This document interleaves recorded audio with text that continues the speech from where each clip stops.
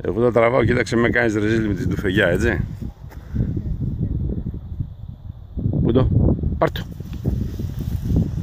Μπράβο.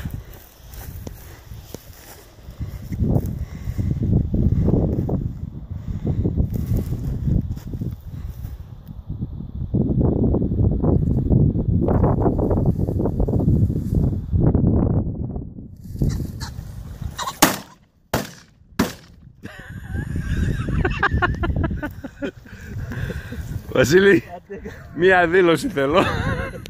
Με τι φυσικιά ρίχνετε? Είναι και πολύ καλά τα φυσικιά. Ναι. Βάζω 2 στην αρχή, τα οποία να φύγουν λίγο μακριά, το σπρώχνουν το πουλί, το φοβερίζουν να φύγουν λίγο. Και με την τρίτη, το καλό φυσίκι δακτυλίδης είναι αυτό εδώ.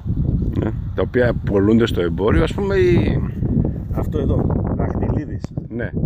Δακτυλίδης. Το βρίσκουμε στο εμπόριο αυτό? Όχι, το κατασκευάζω εγώ και μόνο. Όποιος θέλει, το τηλέφωνό μου. Πόσο κάνει, πόσο κάνει? Αυτό στοιχίζει περίπου 1,5 ευρώ το ένα.